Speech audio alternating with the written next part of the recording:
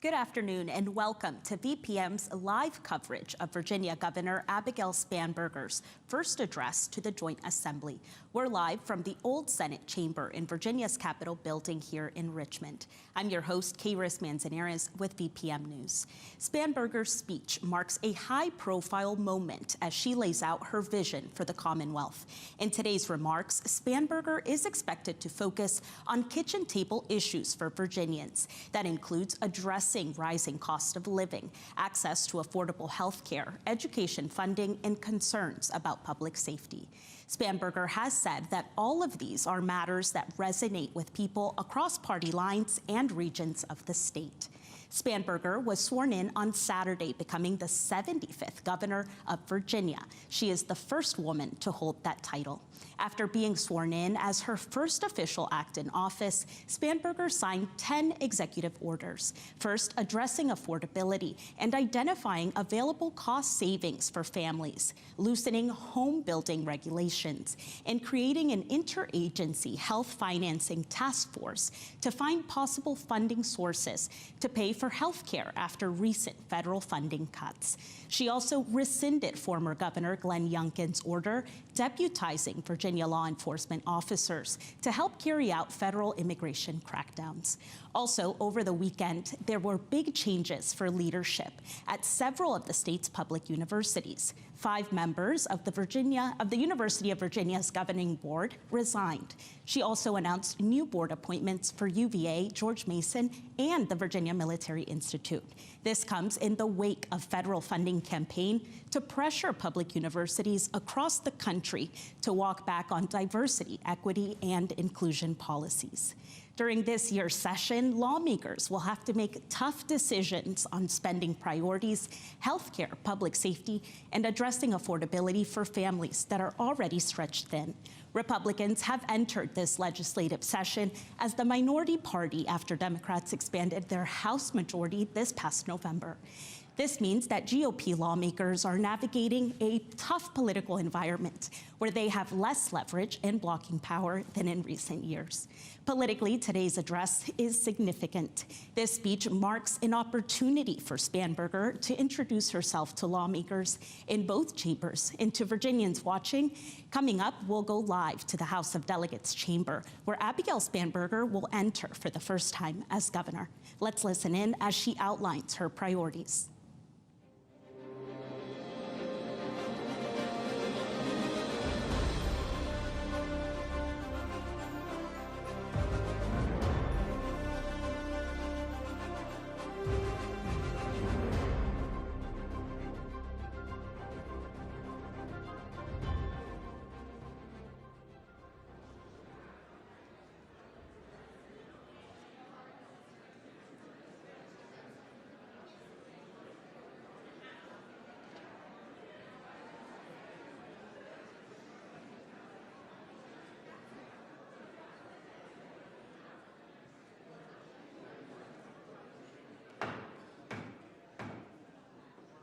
Come to order.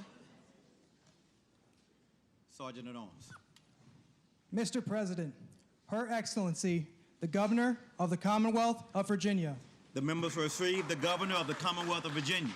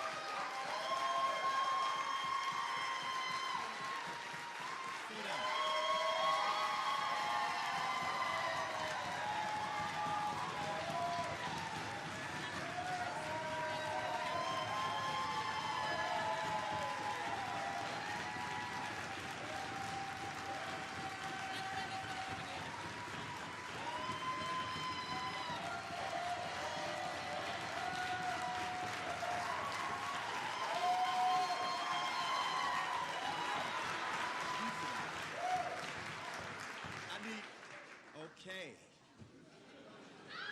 Joint Assembly and guests, please be seated. As Speaker of the House of Delegates and President of the Joint Assembly, it is my pleasure to present to you Her Excellency, the Governor of the Commonwealth of Virginia, the Honorable Abigail Davis Spanberger.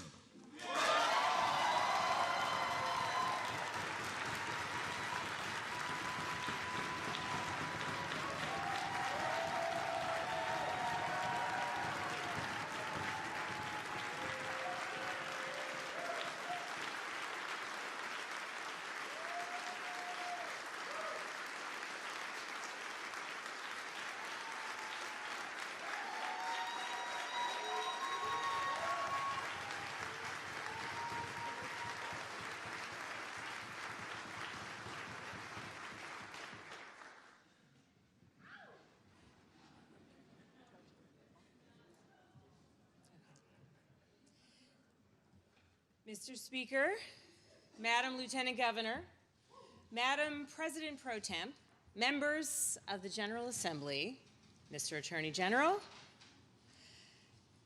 Justices of the Supreme Court, members of the Cabinet, our clerks, honored guests, and most importantly, our fellow Virginians. 2 days ago, we celebrated an inauguration, the peaceful transfer of power that has defined Virginia for 250 years. On Saturday afternoon, I spoke about the urgent need to unite for a common purpose. Amid a national moment too often defined by chaos, our fellow citizens are anxious about the future. And today, that work, the work of governing and providing stability, begins in earnest. Thank you for your time this afternoon. It is an honor to stand before you as the 75th governor. And with us today in the gallery is the first gentleman.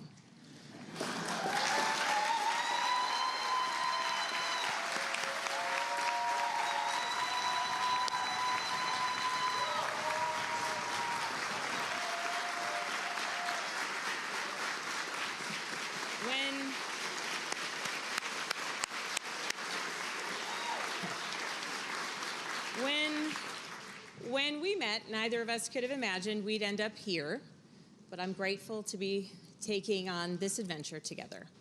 Adam, thank you for your willingness to serve Virginia in this new role. As you know, the Constitution of Virginia requires the governor to report on the state of the Commonwealth once a year.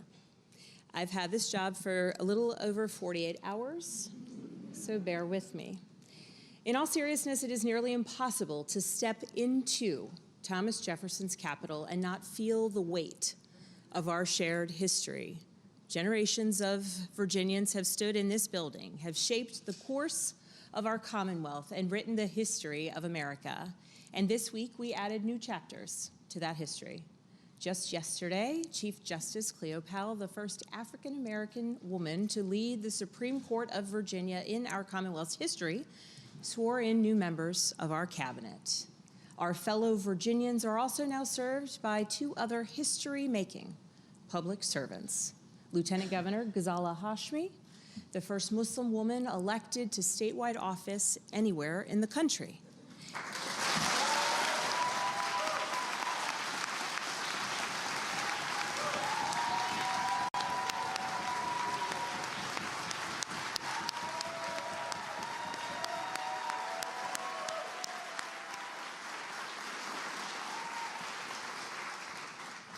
As well as Virginia's first elected African-American Attorney General, Jay Jones.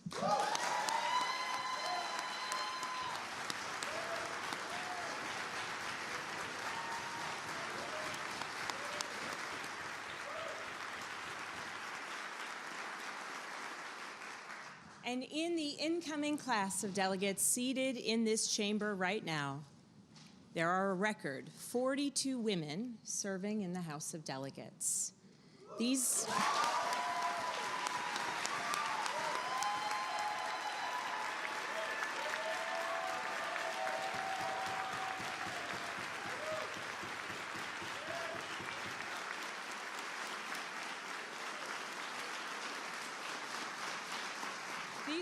These milestones belong to all Virginians, no matter our political affiliation. They are proof that our representative democracy is exactly that, is becoming truly representative.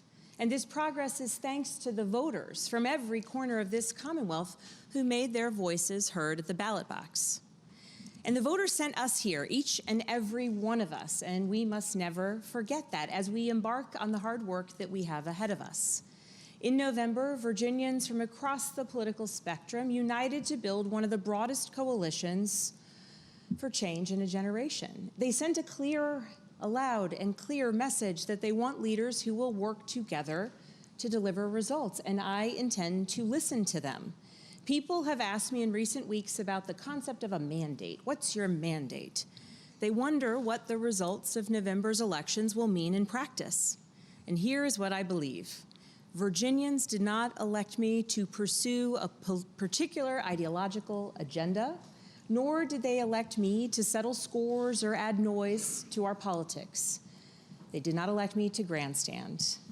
My mandate is simple: to get things done for Virginia's families, Virginia schools, Virginia businesses, and our communities, period.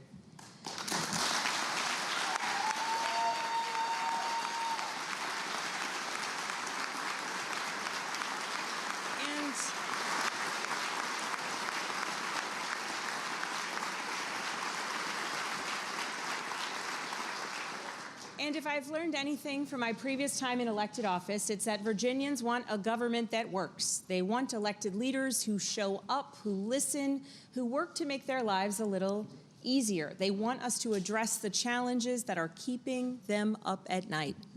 That is what I pledge to do for the next 4 years, and I ask all of you in both parties to join me in that endeavor. To the members of the General Assembly, I know what it means to represent your neighbors, to take on the burdens of public scrutiny, to give up time with your family in service to your community. It is no small thing.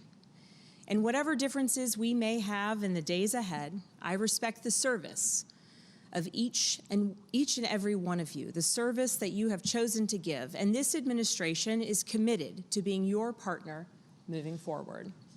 When we work together, Virginia will succeed. It is as simple as that. So let me say this very directly.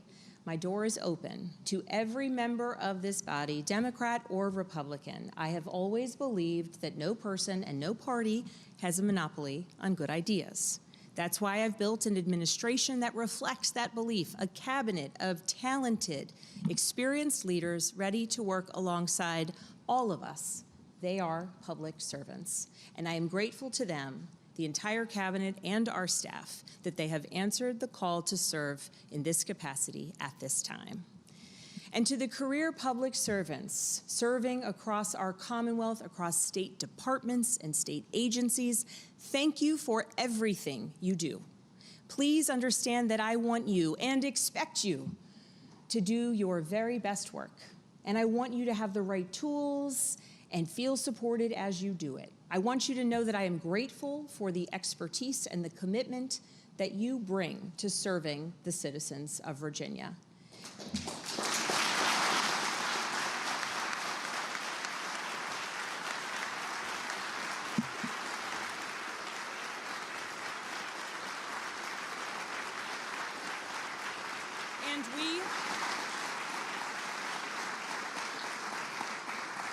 And we have several state employees joining us in the gallery today.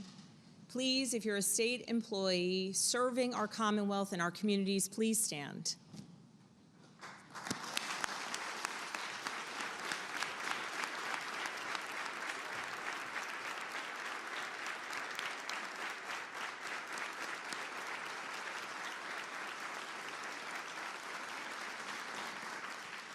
Thank you for your continued service, for the expertise that you bring to your work in our state agencies and departments. And it is my expectation that our cabinet secretaries continue to lead with respect and with a focus, recognizing the strength of skills and experience that you all bring to bear each and every day. During my time in Congress, I was ranked as the most bipartisan member from Virginia. I may have mentioned that 1 or 2 times along the campaign trail. And my administration intends to govern the same way, to work together to deliver for the people of Virginia. And we must do that in order to tackle the most pressing challenges facing our neighbors today, the high cost of living. I want to take a moment to focus on this, because when we talk about affordability, it's important to be clear about what we mean and why it matters.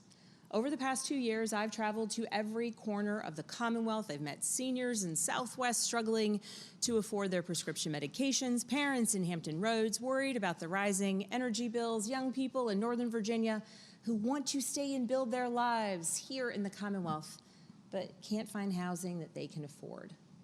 Now, I know there are some who want to dismiss these concerns, some who look at Wall Street and say the economy's doing just fine. Some who simply want struggling families to just be patient. Relief is right around the corner. It's going to get a little bit better. Just wait a little bit longer. There are some who have even called affordability a hoax or a con job.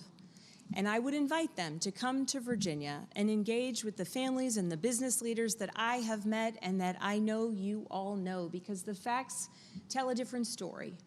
More than 70% of Virginians say they can't find housing that they can reasonably afford to rent or buy. Nearly half of college students who graduate from Virginia universities leave our Commonwealth within 5 years. That's above the national average. Prescription drug costs have risen. Energy bills are high. The challenges are real, and my fellow Virginians, this is not a hoax, this is real life. And we cannot be honest. If we cannot be honest about a problem, it will be impossible for us to find solutions to it. The truth is that prices have been rising for years, but the economic uncertainty and the instability coming out of Washington over the past 12 months, particularly for Virginia, have made things undeniably worse, and families are paying the price. So what can we do right here in Richmond to make Virginia more affordable? As governor, I cannot wave a magic wand to make prices drop overnight. Believe me, I wish that I could. But there are tangible steps that we can take right now on a state level to make good on our pledge to Virginia families. On Saturday, some of my very first executive actions as governor reflected this mission. 2 days ago, I ordered all of my cabinet secretaries and all executive branch agencies to identify where they can reduce costs for Virginians, whether that's immediate fixes or longer-term budgetary, regulatory, or policy changes. They must submit these reports within 90 days because we cannot afford to wait. I look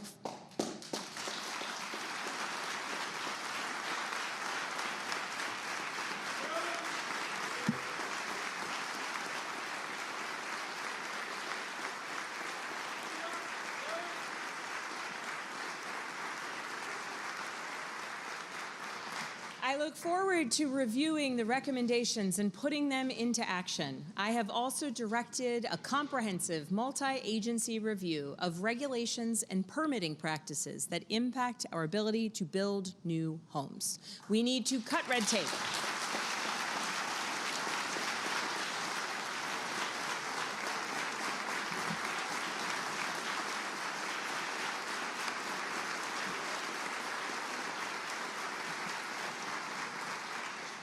We need to cut red tape, eliminate burdensome requirements, and streamline approvals. We need to get ready to build more housing, and that's why I am establishing a commission on unlocking housing production.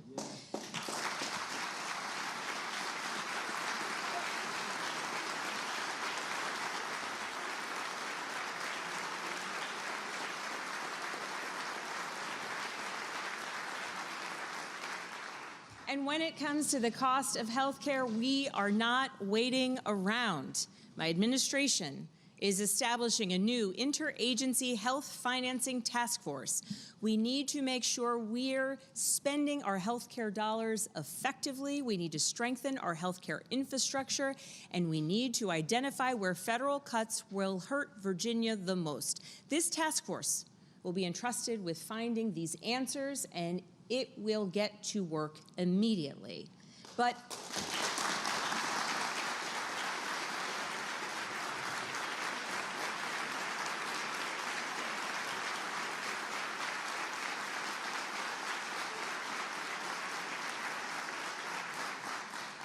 But executive action alone is not enough. To deliver lasting relief, we need legislation.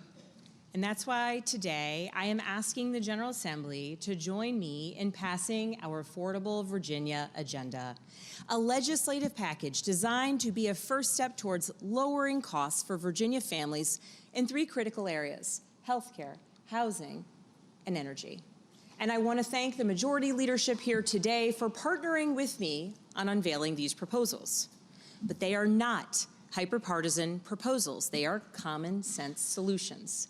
And I believe they deserve support from every member of this body, Democrats and Republicans. So let me walk through what we're proposing. First, on healthcare. No Virginian should have to choose between filling a prescription and paying for groceries. But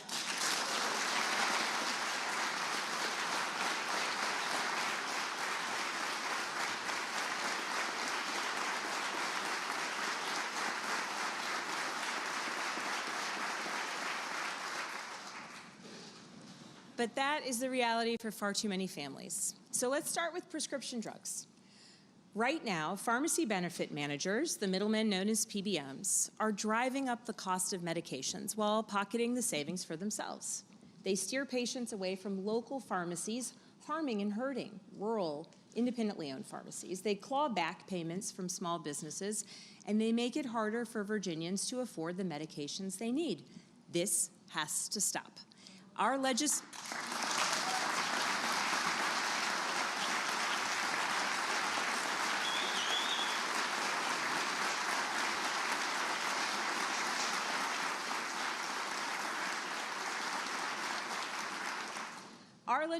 will require that rebates go back to patients, not corporate middlemen. And this will protect independent pharmacies from predatory practices. Next, the Affordable Care Act marketplace. At the start of this month, we watched as leaders in Washington sat on their hands and allowed premiums to skyrocket. Virginia families simply cannot afford to wait for Congress to act, so we are going to act first.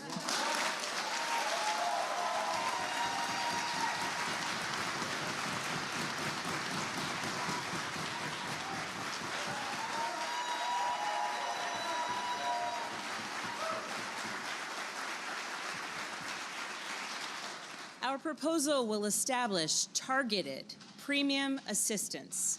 That way we can keep coverage more affordable for Virginians who are at most at risk of losing it, and also benefit all Virginians who buy their insurance.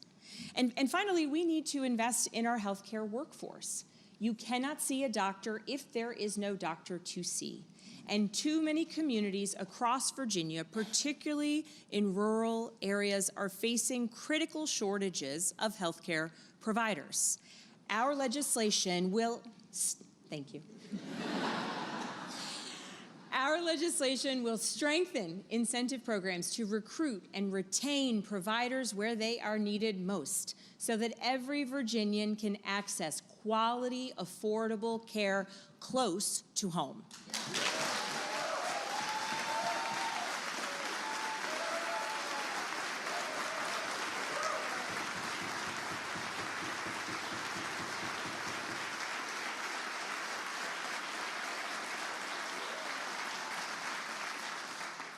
Virginians are paying far too much to heat and cool our homes, and while we cannot control global energy markets, there are things we can do to lower monthly utility bills for Virginia families. We are going to expand energy storage across the Commonwealth. Energy storage allows us to capture cheaper power and use it during peak demand when prices are highest. That means savings for families and a more reliable grid for everyone. We're also going to expand programs that help lower-income Virginians make their homes more energy efficient.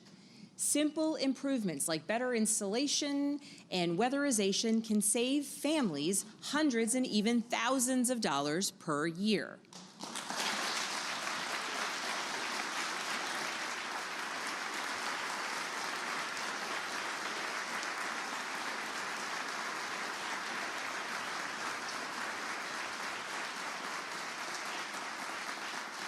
And Virginia needs to be more energy independent. That means solar, nuclear, and yes, despite what Washington might have one think, it also means offshore wind.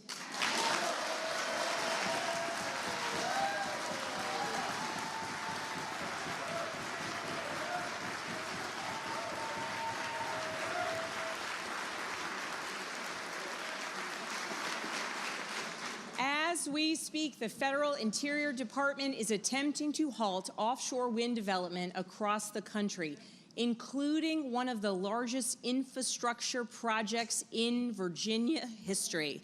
This is an attack not just on our energy, but on private business.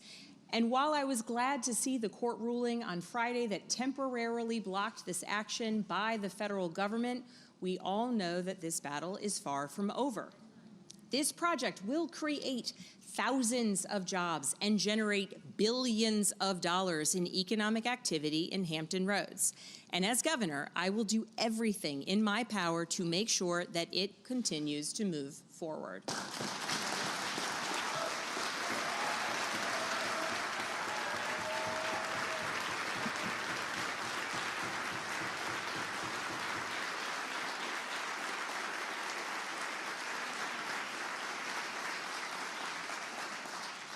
And if we're talking about energy affordability, let me say here today that the Commonwealth of Virginia is rejoining the Regional Greenhouse Gas Initiative.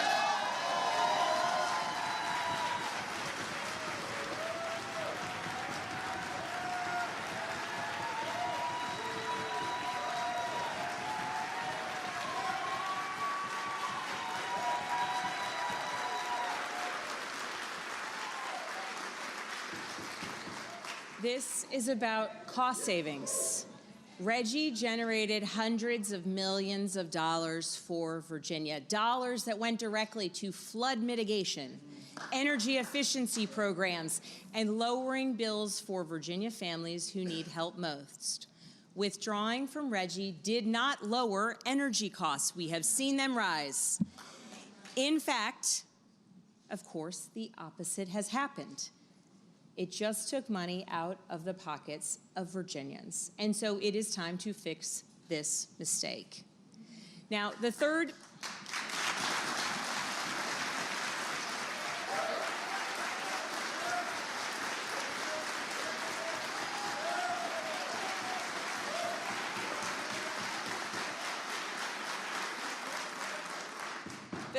issue in our Affordable Virginia agenda is housing. And this issue is so personal for so many Virginians. Young people who grew up here and want to stay here but cannot find an apartment they can afford. Families who have saved for years but still cannot compete in the housing market. Seniors on fixed incomes watching their rent climb higher every year or unable to downsize because they can't buy something else. We have a housing shortage in Virginia, and until we address it, prices will keep rising.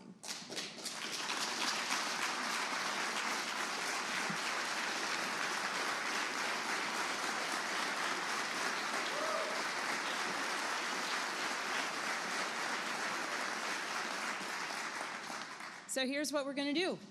First, we are going to protect renters. Right now, Virginia law gives tenants just 5 days to respond after a landlord files to terminate their lease. 5 days. That's not enough time to get your next paycheck, let alone find a new place to live. Our legislation will extend that window to 2 weeks, giving families a fair chance to get that paycheck, pay their rent, and stay in their homes.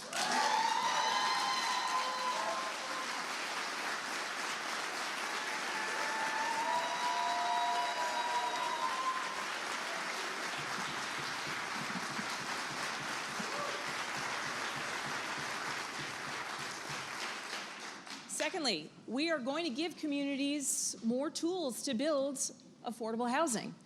Not every solution works in every locality. What works in Arlington probably wouldn't work in Accomack. Our proposal will empower local governments to adopt affordable housing programs that fit their needs, because the people closest to the problem are often best positioned to solve it. And third, we're going to make it easier to finance the construction of housing that Virginia families can actually afford. Our proposal creates a revolving loan fund to support mixed income developments so that builders have the resources that they need to create homes for working families, not just luxury units.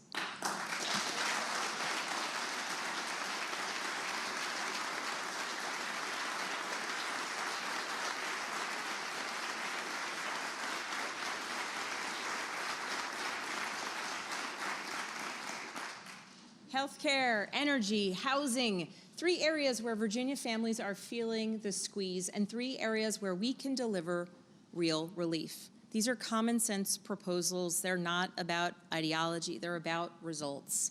And I'm asking every member of this General Assembly, Democrat or Republican, to work together to put these bills on my desk as soon as possible. Because here's the truth, affordability, it's not just a family budget issue, it's an issue of economic competitiveness. When a Virginia college graduate cannot afford to live near their job, they're gonna move to Maryland or Georgia or Texas. And when healthcare costs rise, small businesses face higher expenses and workers have less money to spend out on the economy.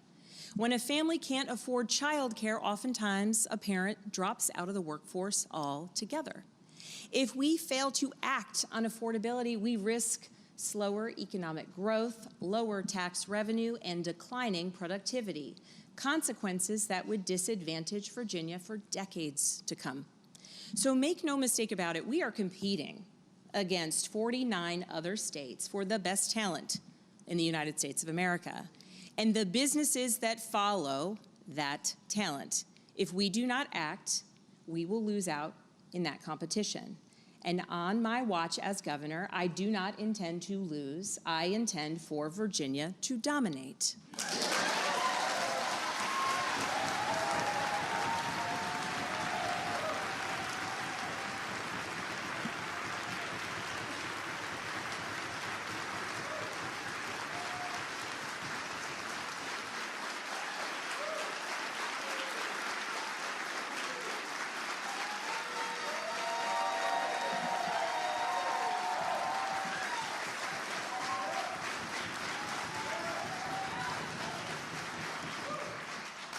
But we have some work to do.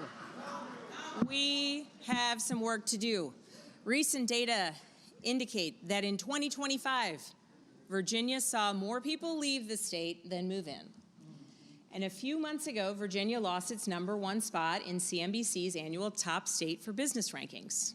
And CNBC was clear about one major factor: federal job cuts that were disproportionately harming Virginia's economy. The chaos coming out of Washington, it's not just bad policy, it's doing real damage to Virginia families and to Virginia businesses. They aren't just federal workers, they're Virginians whose livelihoods depended on the stable federal workforce. People working in manufacturing, food service, and contracting. Our economy is also still recovering from the longest federal government shutdown in history, a time when so many of our fellow Virginians were anxious about the possibility of more mass firings and the threat of withheld paychecks. On day one, I ordered the creation of Virginia's Economic Resiliency Task Force, which will coordinate our statewide response to federal funding cuts, lost research dollars, tariffs, the ongoing impact of DOGE, and more. Among its jobs will be to finally gather a full picture of the economic damage done to our Commonwealth, and then recommend measures that we can take right now to slow down the long-term impacts. That is the responsible thing to do for our Commonwealth. To Virginia's federal workers who have been laid off, furloughed, or are simply caught in the political headwinds of the moment, hear me when I say, as your governor, I will direct the full power of the office to support you, support Virginia's economy, and support the federal workforce who call Virginia home.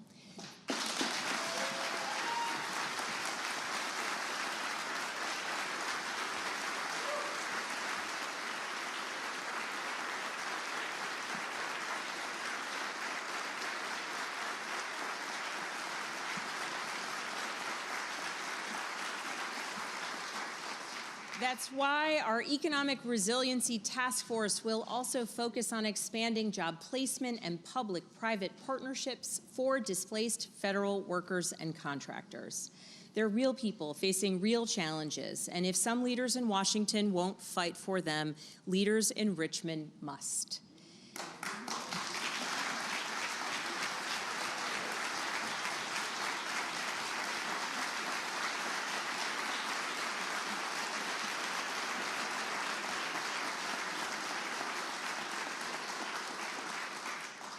And it's not just federal job cuts hurting our economy. Current trade policies are doing real harm.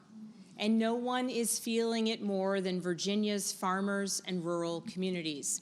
Agriculture is Virginia's largest private industry. Our farmers feed our families, steward our land, and anchor communities across Virginia.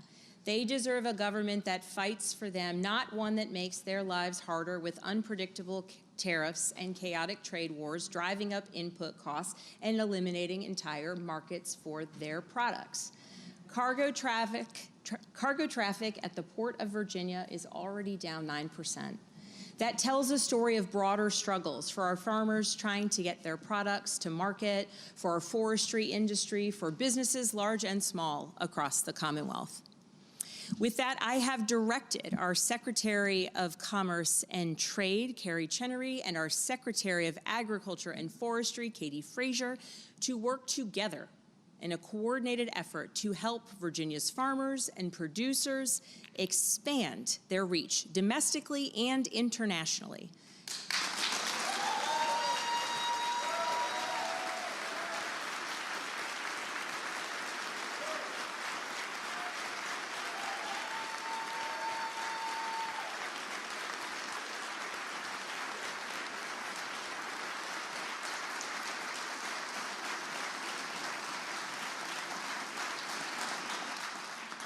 And to make sure that communities across rural Virginia and all of Virginia can reap the benefits of trade. I will always work as governor to maintain a stable, predictable business climate for Virginia's employers, employees, and communities. I will be responsible and a good steward of every tax dollar entrusted to us, working to protect our AAA bond rating. That is my commitment.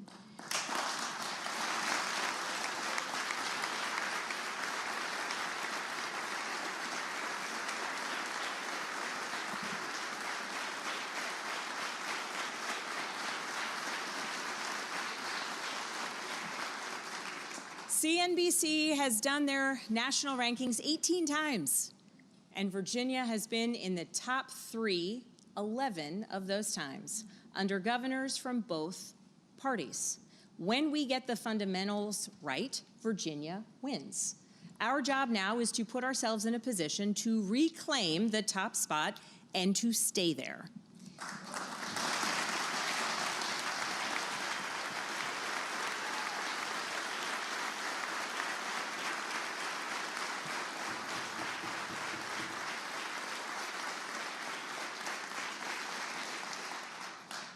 I want to acknowledge Governor Youngkin's meaningful work on economic development, particularly on shovel-ready sites and positioning Virginia for investment. His administration and the Virginia Economic Development Partnership deserve credit, and now our task is to build upon the progress and work that has been done.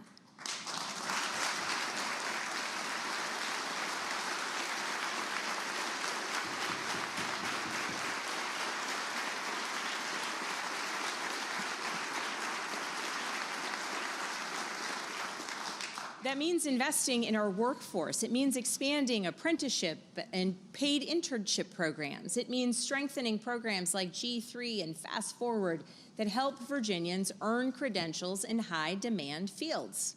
It means aligning our community colleges with employer needs and recognizing that right now, Virginia invests less per community college student than our neighbors in West Virginia and North Carolina. We can do better.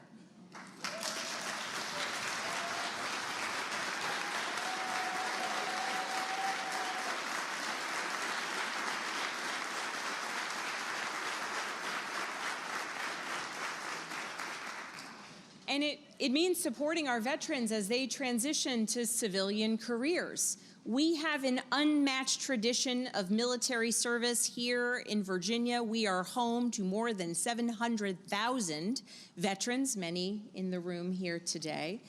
And we are home to some of the most important military installations in the world. The patriotic individuals who currently serve or who have previously served have demonstrated leadership, discipline, and a commitment to mission that any employer would want within their workforce.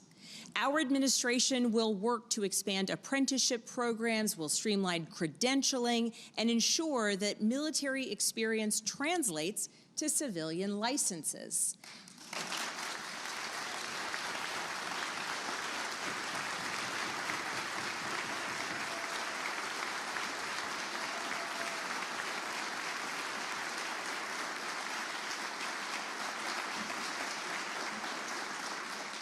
We will work to connect veterans with employers who both understand their skill set and who truly understand their value.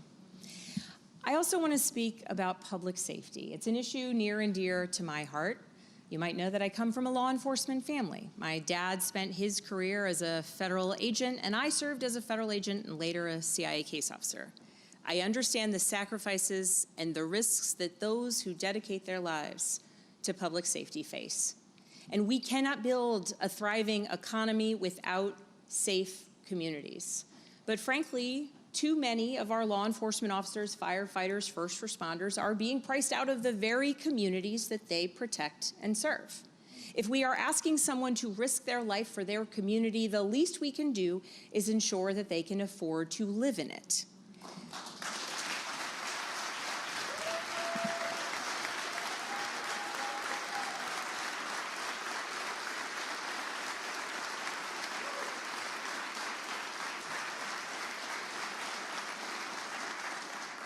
My administration will support public servants with investments in recruitment, retention, training, and the mental health resources that they deserve.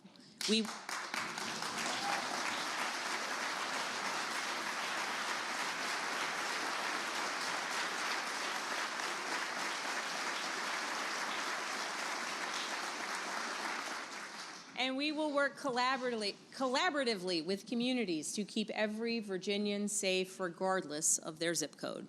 Public safety, workforce development, lowering costs in housing, healthcare, and energy, these are the building blocks of a thriving economy. So let me address one more economic issue directly, because I think businesses of all sizes need clarity, they need predictability, and they need to know the rules will not suddenly change on them. As I said along the campaign trail, I will not repeal Virginia's right to work status.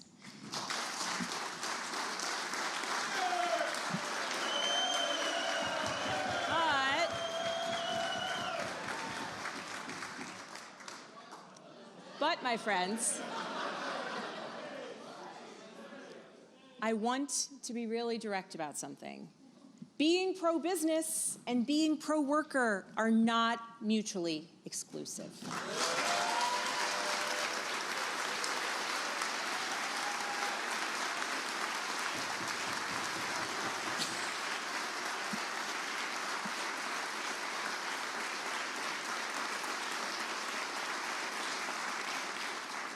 Recent history shows that Virginia's economic success has always come from balancing both.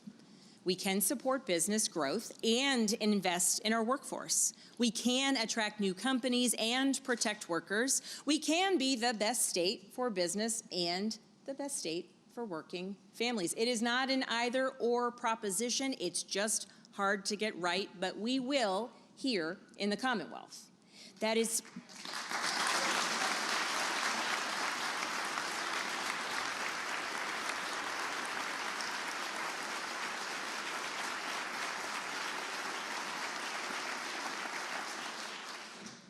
why we will create a statewide paid family and medical leave program.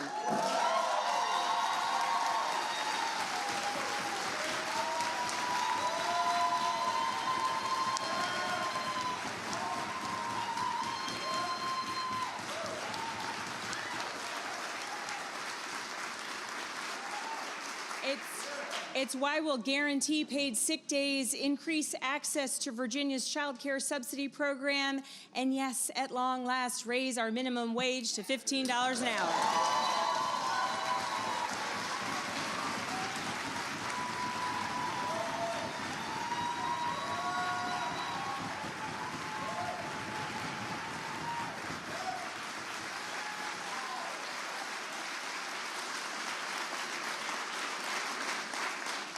If you work full-time in Virginia, you should be able to afford to live in Virginia.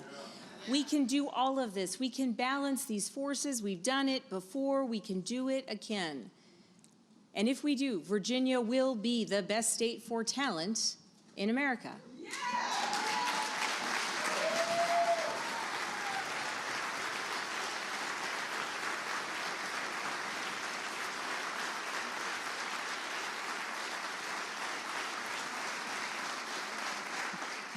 But here's the challenge. We cannot achieve these economic goals and attract talent if we don't take a hard look at our investments in education.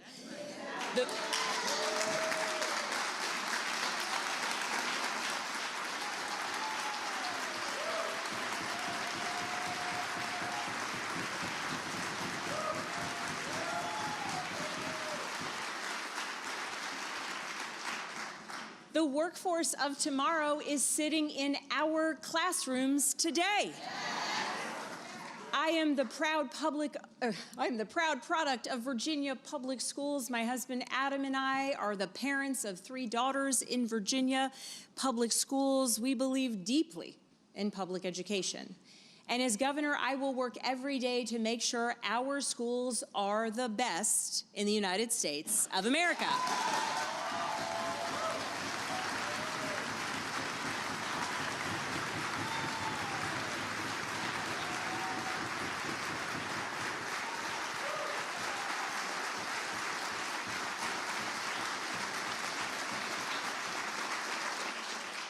And it starts with having the best teachers. Across the Commonwealth, we are consistently asking our teachers, our educators, to do more with less. And we, Virginia, we are paying our teachers below the national average. If we want to recruit, retain, and support public educators, we need to pay them more, period.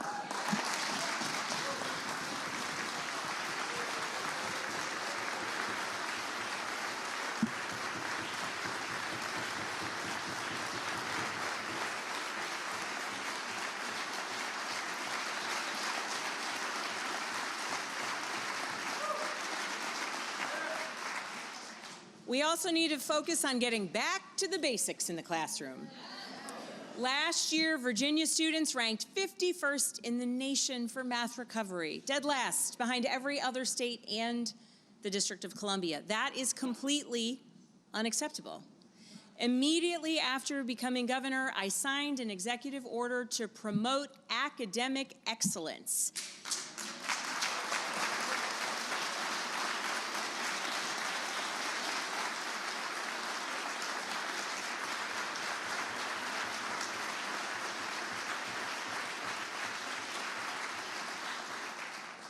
I have directed the Virginia Department of Education to strengthen our core instructional systems, including in reading and math. And I have ordered the department to expand our efforts in advanced math instruction so that we can get our kids back on track and then help them get ahead.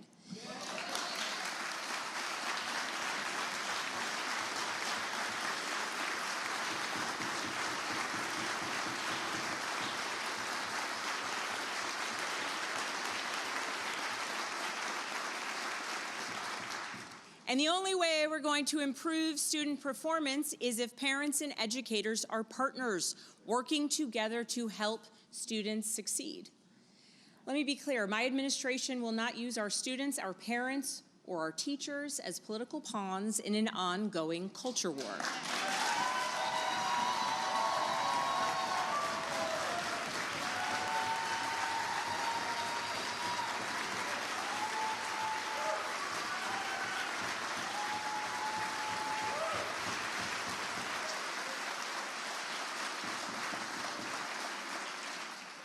Working together to achieve better educational outcomes has always been a two-way street. Pitting parents and teachers against each other won't work. It never has. And on the topic of education, there is one issue that consistently unites Virginians. No matter their political leanings, it is the notion that every child deserves to learn without fear. Gun violence is the #1 cause of death for children and teens in the United States of America. The #1 cause of death for our children. It is a horrifying fact, and it is one that should motivate every one of us in this chamber to ask, what can we do to change that? I grew up in a family where responsible gun ownership was the norm. My dad went to work with a gun on his hip every single day. We had guns in the house. My uncle was an avid hunter. As a federal agent myself, I carried a firearm every day as part of my job. I respect the Second Amendment, and don't let anyone tell you otherwise.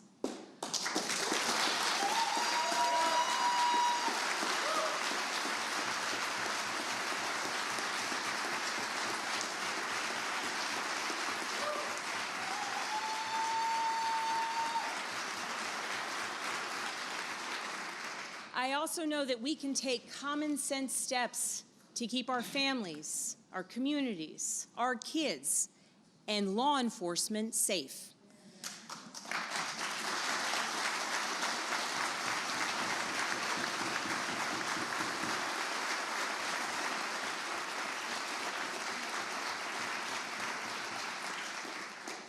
Over the last 4 years, dozens of gun safety bills have been vetoed, many which passed the General Assembly with bipartisan support. This includes legislation that would ban ghost guns, restrict access to firearms for convicted domestic abusers, and strengthen red flag laws for those who might be a danger to themselves or others. These are common sense measures supported by an overwhelming majority of Virginians, the very voters who sent us all here. Virginia is ready to make our communities safer, and I am ready to sign these bills. Please send them to my desk.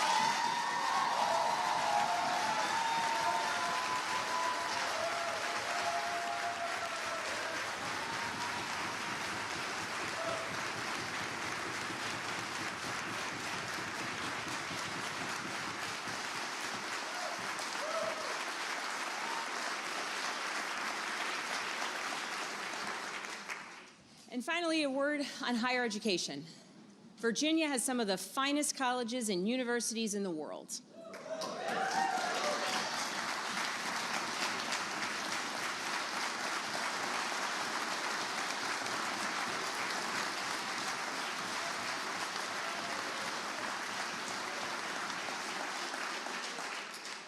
And yet, news story after news story, it's not about their successes. It's about them becoming political battlegrounds. Our students deserve better, our educators deserve better, our institutions deserve better, our economy and our Virginia deserve better, and this ends right now.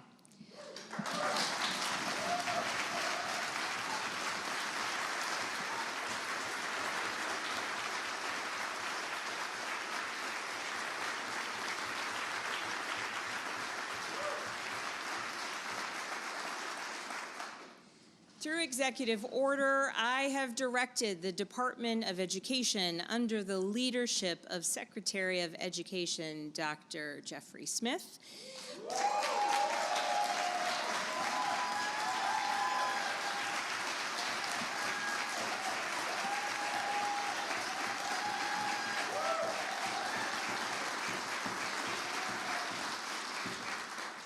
to work alongside the Secretary of the Commonwealth, Candy Munden King,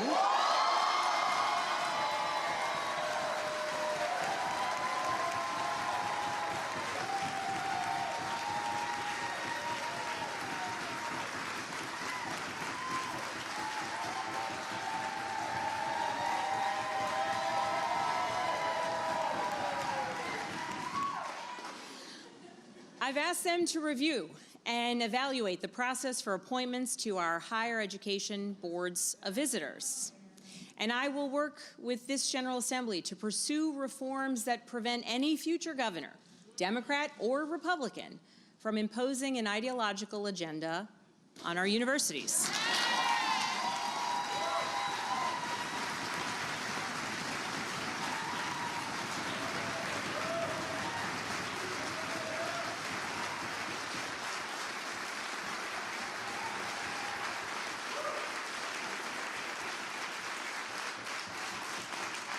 As governor, I have already and I will continue to appoint serious, mission-driven individuals to serve our boards of visitors, people whose allegiance is to the institutions they are serving, not any political agenda.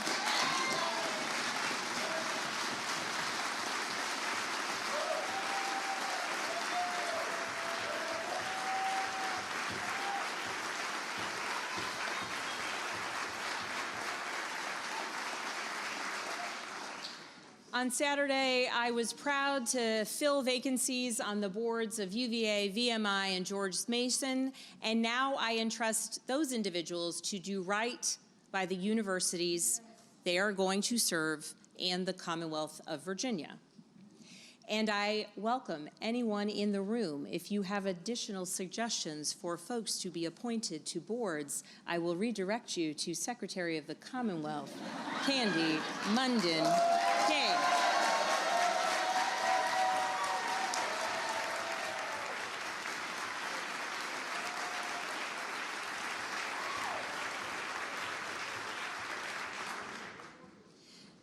Now, we have a few amendments on their way to the people of Virginia for final approval at the ballot box. First, the amendment on reproductive freedom. Virginia is now the only state in the South where a woman has the same freedom to make her own health care decisions as she did the day of the fall of Roe versus Wade. Let's speak plainly about what's going on in states with bans on reproductive health care, abortion services, and fertility treatment. Women facing medical emergencies are being turned away from hospitals, and some of them have died. Virginia will not fall victim to this, and the women of Virginia will not die because their doctors are afraid to provide care.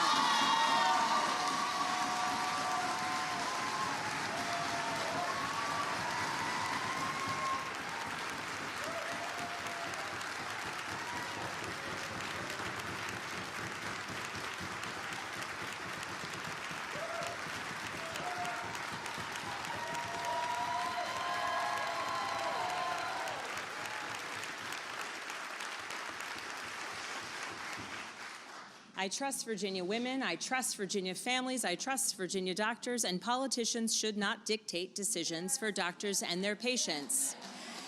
And now this constitutional amendment to protect fundamental reproductive freedom in Virginia will go to the voters, and I know they will support it too. Next, we have an amendment on marriage equality. Marriage equality has been the law of the land in the United States of America for over a decade. And yet, in Virginia's most sacred legal document, our Constitution, it still has discriminatory language from an earlier era. It is time to remove it.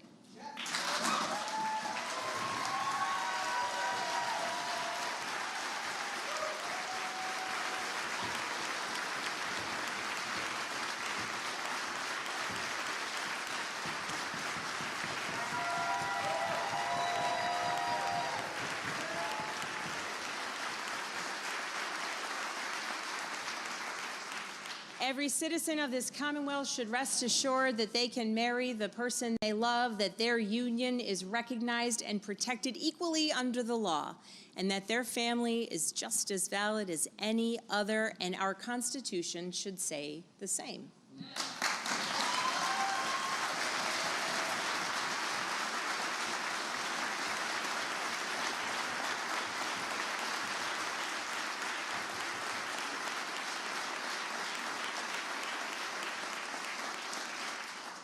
And we have an amendment on the restoration of voting rights. Virginia is one of only 2 states that permanently strip voting rights from citizens for certain convictions, leaving the restoration of rights entirely to the discretion of one person, the governor. It's a shameful relic of our Jim Crow past, and it is time to change it.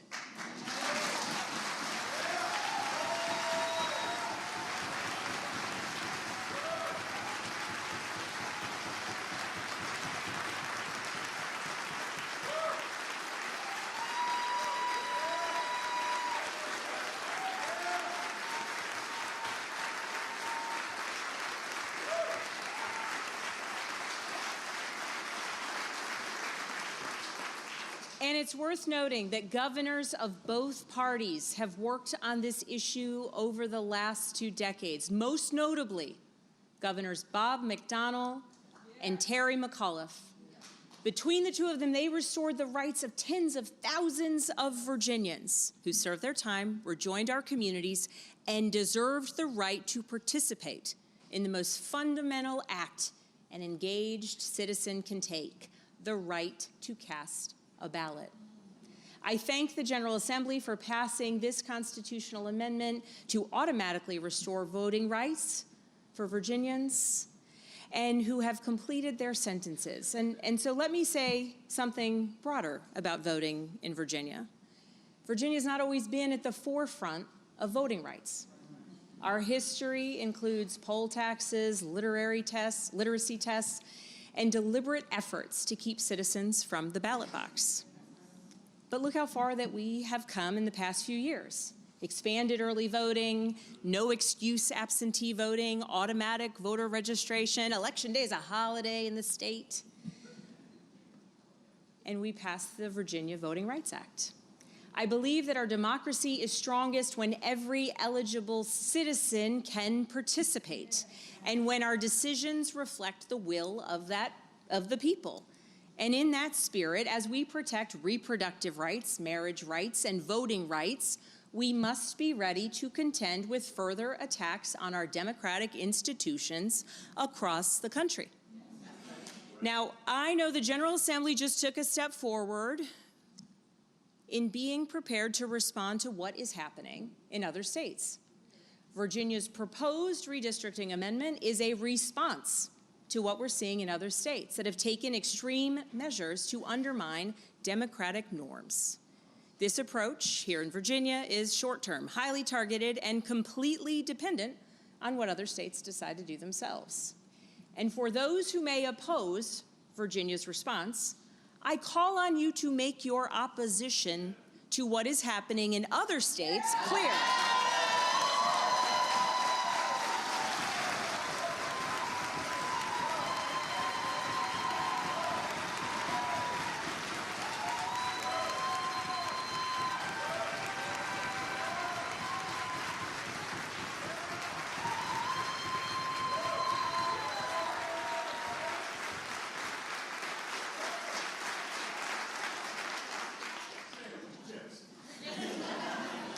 Make no mistake, Virginia will be responsive and targeted, and only with the will of the people.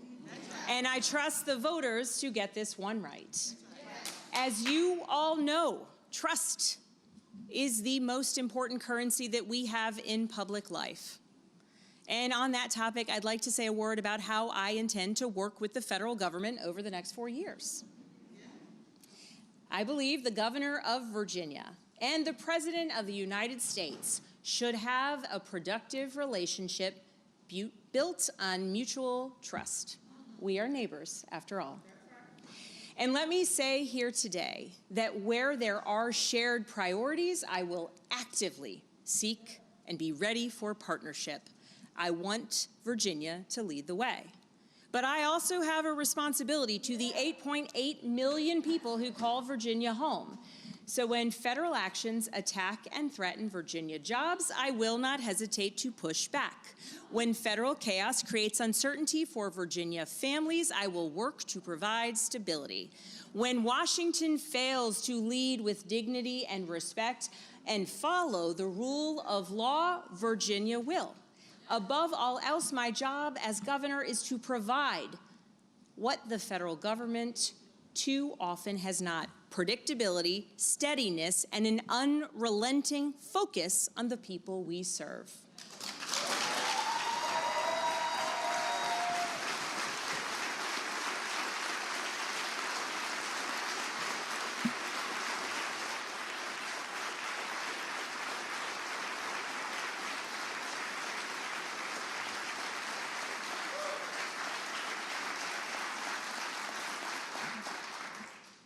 I want to close, we're getting close. I want to close by reflecting on why we are here this afternoon. Not just in this chamber, but on this day of reflection and service. We gather on a day when Virginians and all Americans honor the legacy of Dr. Martin Luther King, Jr. If you'll indulge me, I want to share a story about Dr. King that has stayed with me. In January of 1957, Dr. King was just 28 years old when he was helping lead the Montgomery bus boycotts. And one morning, 12 sticks of dynamite were found on his front porch. The fuses had been lit and then smoldered out before they could detonate. Authorities believe the segregationists who put them there wanted the evidence to be found. A message of intimidation. The next morning, Dr. King delivered a sermon, and for the first time, he publicly shared a spiritual experience he'd had a year earlier, after a threatening late-night phone call had left him sitting alone at his kitchen table. He said an internal voice, in his words, quote, almost coming out of nowhere, told him, stand up for the truth, stand up for righteousness. And since that epiphany, he said he can, quote, stand up without fear. Dr. King did not demonize. He did not dehumanize. He fought for his cause while still seeing the humanity in everyone. That is the model of leadership we should all strive to follow. Because our collective work, it's not just about policy, it is about our approach to governance. If we are going to tackle the challenges before us, and there are many, we need to work together. My fellow Virginians, I am not naive about the state of our politics in 2026. The temperature has risen in Virginia and across the country, and too often we have seen what happens when rhetoric turns reckless, when disagreement hardens into distrust, and when we forget that the people on the other side of an argument are still our neighbors. So let me say this clearly to everyone in this chamber and to everyone watching at home. Threats and intimidation have no place in Virginia. Political violence has no place in Virginia against anyone for any reason.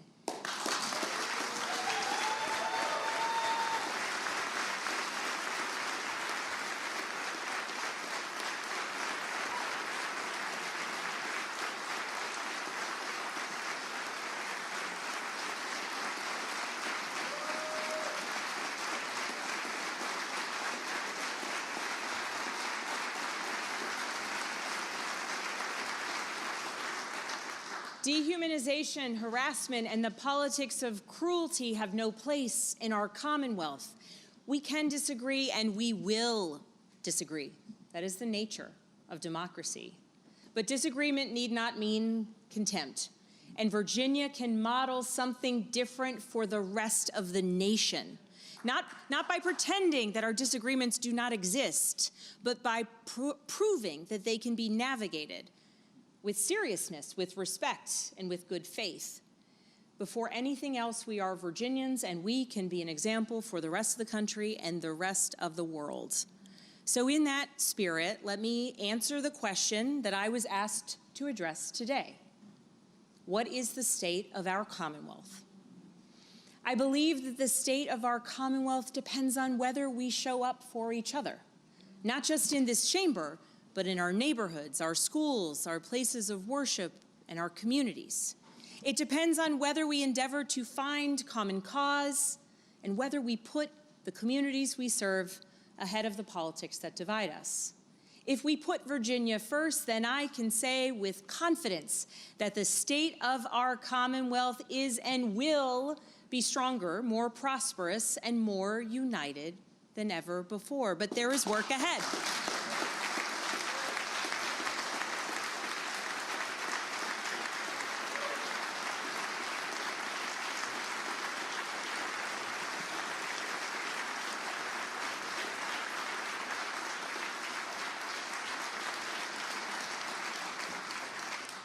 In November, voters sent us here with a clear message: work together, deliver results. I heard that message, and I hope you did too.